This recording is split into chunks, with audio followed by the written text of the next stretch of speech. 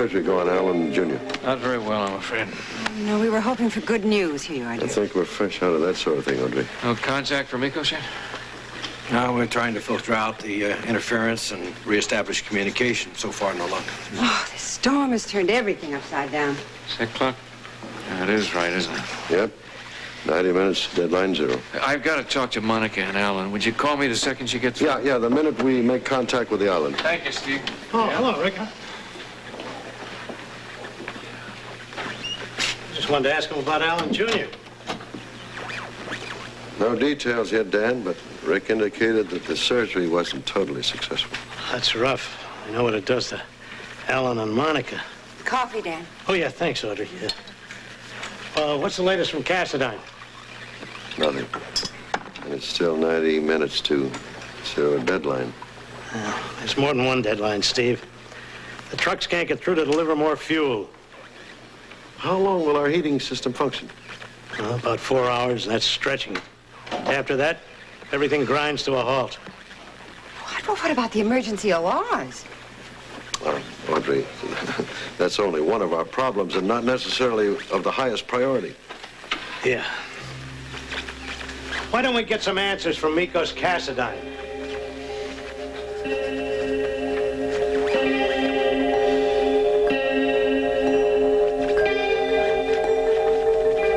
All right, everybody move. Over there, quick. I'm very nervous at the moment. Now, one false move and I'll burn a lot of you like steaks at a barbecue. Robert, we've got to get into the control room. Luke's in there. All right. What's today's combination? I asked a question. I want a quick answer. We don't know it. You're lying. You've got to know it. And you better tell us the truth. Okay, let's put this on a strictly selfish basis. And it's the kind of thing you Cassadine jerks understand. Do you have any idea what's going to happen once the World Security Bureau forces get here? There'll be no more polite conversation. No more white flags. No more hands in the air. They're going to blow this place and everybody and everything on it into the mud. Don't you understand? Cassadine has figured out a way to control the weather all around the world. He wants to seize total power by freezing a small city called Port Charles. Don't you understand? You have to help us. No use pleading a cause here, love. Okay, now, my buddy's on the other side of that door. And I don't fancy he's having a great time in there. But you're going to have an even lesser one if I don't start to get a few answers. Now, today's combination. Somebody must have seen it. Was it you? No, Mr. Cassadine would never let us close enough to see that combination.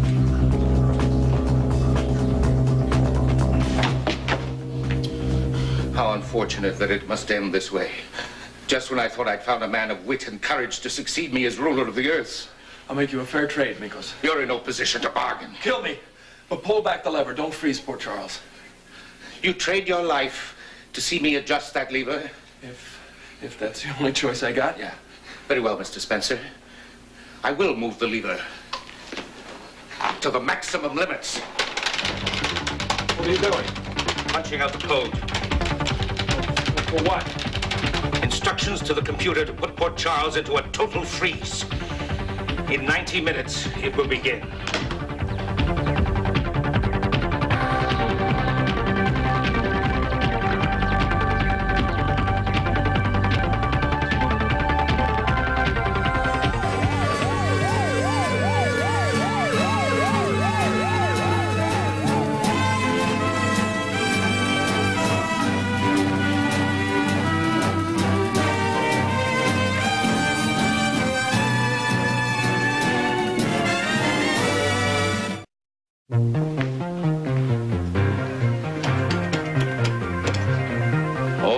Are now secured. Sit down, Mr. Spencer. Watch the monitors. Let me show you what's happening around the world before you say goodbye to it. Charles, l'État de New York. Le temps continue ses ravages. Les autorités compétentes essaient de comprendre les changements inattendus de température. Les habitants, évidemment, ne comprennent pas ce qu'il se passe et j'espère qu'ils vont pouvoir très rapidement.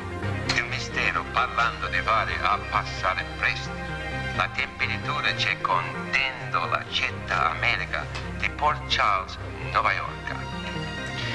Невероятный мороз в американском городе Порт Чарльз, штата Нью-Йорк, принесло много лишения и неудобства публике этого города. On the international scene, severe weather, which has plagued the small American city of Port Charles, New York, continues to baffle meteorologists around the world. No scientific explanation has yet been found to explain this extraordinary phenomenon. And of course, your demise would not be complete without a farewell glimpse of your beloved Port Charles. My God. You're awesome, Mikkos. You were foolish to try to stop me. Yes, I'm beginning to think you're right. And now, sadly, our discussion would seem to be at an end. Now, let's talk about this. No more bargaining. You have nothing to offer that I want. Well, you haven't heard this. You might like it. You disappoint me, Mr. Spencer. I had expected more bravery. No, I'm not selling bravery. I'm trying to make a deal with you. Don't do that without listening. You're too smart for that. This offer of yours, what is it? Put me on the phone to Ballentine. I'll convince him to throw in the towel. And then? I'll tell him that your vision of world domination is not insane. I'll tell him that it's only because you care about people, because you have compassion, and that he should agree with you. What difference does it make? I mean, you can kill me now, you can kill me in an hour. I'm going to be just as dead.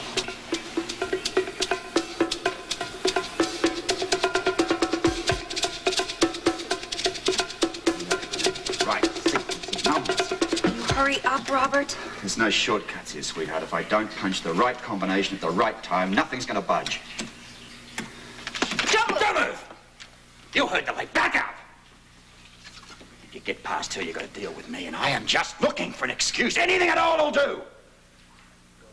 I've already lost 2 dear friends because of this house of Cassidy. Robert, will you just get the door open?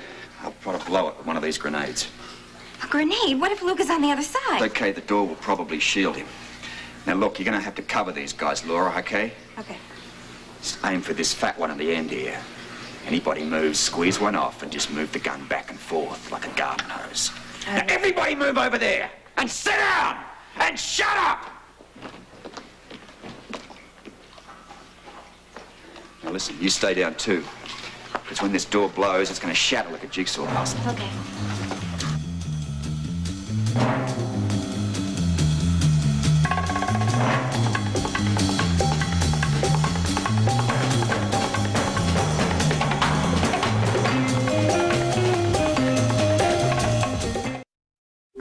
Sony, report to Dr. Gonzalez in the clinic.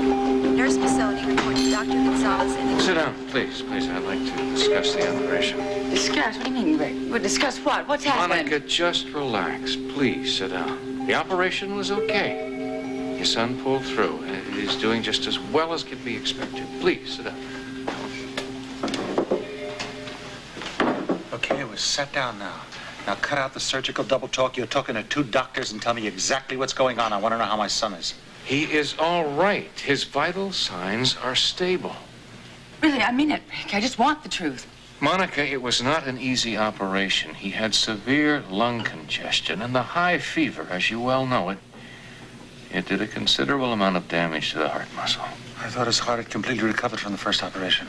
Alan, you know that no one ever completely recovers from surgery. There's always some kind of residual trauma, no matter how slight the operation. Rick, come on. We don't need lectures. Monica, I would love to promise you that your son will be fine, that the heart muscle will strengthen, but there is no such guarantee.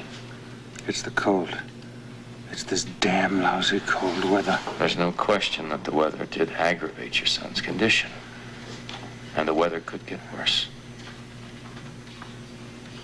What do you mean the weather could get worse? What about him? I mean, he's in critical condition now, isn't he? No, he is not. I'm not saying that, Alan. What I am saying is that sometime tonight the hospital could lose power, could lose heat. And if that does occur, then anyone in recovery or in ICU will be traumatized. And that definitely includes your son. Yes. No, Rick, that isn't going to happen. Now, my son is going to be warm. There is going to be heat in this hospital. I mean it. I mean, I have to talk to Dan. This is not going to happen. Dan is doing... I mean it. Dan is doing everything and something will have to be done about it. Dan is doing that now, Monica. I assure you. I just wanted to let you know exactly what you were facing. When the hell does it end? When does this storm stop?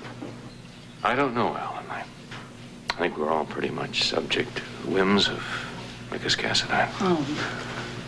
I hope your cousin Alex realizes just how much destruction and grief she's caused this city and the people who live in it. Excuse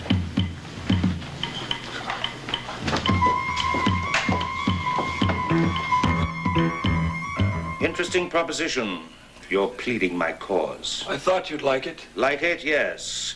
But whether or not I believe that you would repeat those exact thoughts... But you're holding the artillery. You can pull the trigger if I say one wrong word. You may be quite sure of that. Then we have a deal. Not yet. I'm wondering if Ballentine would think your sentiments false. Would he believe that you're being coerced? Mr. Cassadine, I may not be very bright, but I'm one hell of a liar. Oh, I can attest to that. Well, then give me a chance. I'll swing the votes to your side. And how do you propose to explain your own change of loyalty? Oh, easy. Very easy. I'll just tell them I've been convinced. I've seen the light, as they say. You don't think it's going to be impressive to Ballentine when I tell him that you were willing to sacrifice your own brother for this brave new... Shut up! What do you know of the grief I feel because of my brother's accidental death? The irony of it, when my own scientists are so close to finding an antidote to totally reverse the freezing of the human body. But the antidote wasn't available in time to save Tony. So now 0 hour approaches. They have made my crusade a painful one, and I shall repay them in full measure. Do I talk to Ballentine? I'll decide that after I've contacted the relay station and tell them I'm ready to talk to Port Charles. There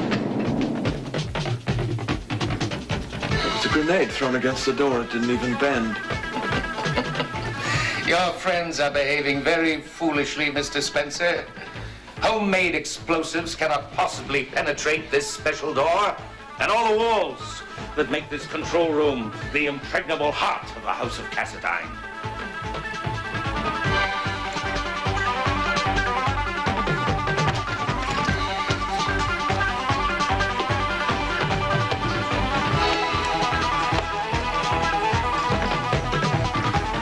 Didn't even dent it.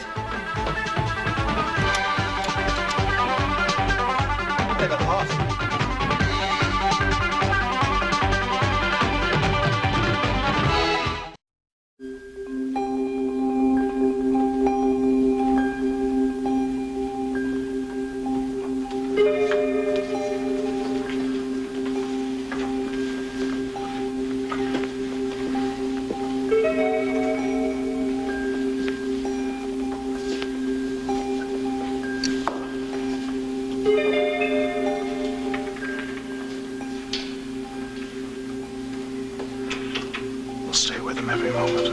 It's okay. Of course we will. We must, Alan. Listen. If the heat fails, we'll get blankets, and we'll pile the blankets on top of him, and we'll hold his hand, and he won't be frightened. It'll be all right. Nothing else matters in this whole world but our son, does it, Alan? No, nothing else. I mean, it's selfish. I know it is. I can't help it. It's the way I feel. Don't feel badly about it. I'm sure every other parent in Port Charles feels exactly the same way about their children, really. Oh, my God. When is this Cassadine going to come to his senses and stop this insanity? I wish to God I had an answer, Monica. Because if we had an answer to that, we might be able to have some hope for this child.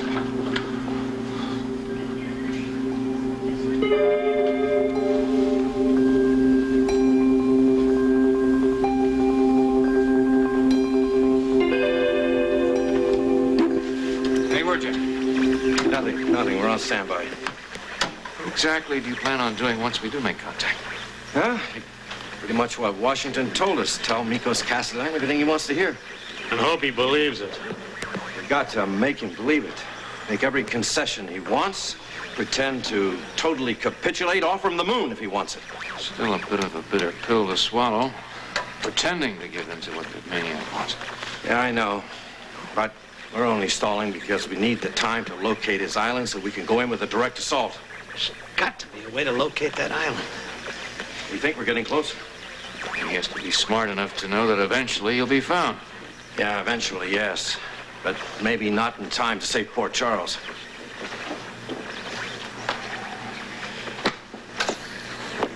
Darling, you can't take on the problems of the world. There's nothing you can do. I know that. I just wish that Tommy was here with us right now. But he's perfectly safe right where he is. The housekeeper is with him, and our fuel at home will certainly last longer than the hospital supply. You know, in a few hours, the temperature in these rooms is going to get critically very low. Now, wouldn't you rather have him at home where he's warm and snug rather than being here? Steve, why are you always so logical? It goes with my profession. But if you're that upset, why don't you call home and check? No, I don't want to panic him. Then it's all set, okay? We're not going to worry anymore, all right? Well, no. Audrey. Well, at least I can worry about Anne and Jeremy, can I? Well, no, I think that's one problem I can solve. I can call Kelly's Diner, providing the phone lines are still working. Good.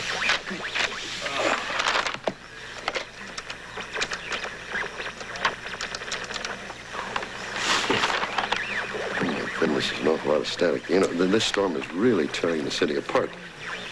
Hello, this is Dr. Hardy. Dr. Steve Hardy? Hello? Hi, Steve. This is Jeremy. Jeremy? Say, I didn't even recognize your voice with all this static. Well, I recognized you. I'm kind of used to the static. They put me in charge of the phone. Hey, that's great. I know you're handling a very responsible job. Tell me, is your mother there? No, her and Noah went out to help a stranded lady. Stranded? Yeah, she's having a baby. Oh, well, yes, I suppose that would strand anybody. What'd you say? Never mind, Jeremy. How are things going on over there? Oh, great. Rose and Heather are bringing as many people as they can. A lot of people are caught out in the blizzard. Oh, that's wonderful. You are staying warm, Jeremy. Yeah, I'm keeping pretty warm. And what about medical supplies? Do you still have plenty of everything? Oh, sure, I think so. Well, I'm glad to hear you're running a tight ship there.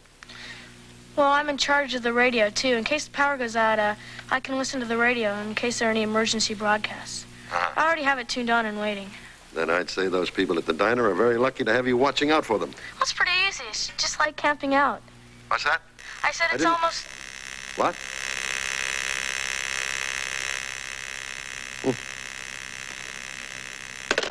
God bless the children of this world. They come through all the time, even when we grown-ups are beginning to despair. Oh, Steve, we're all going to make it, aren't we? Of course we are.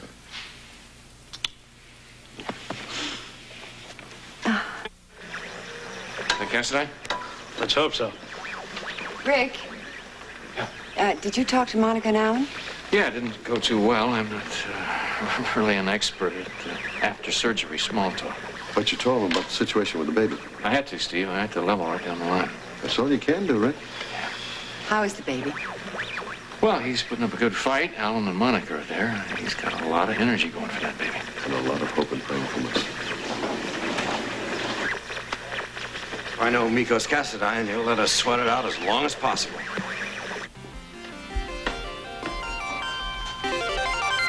This is Cassadine to relay station. Contact Port Charles. Tell them I am ready to transmit.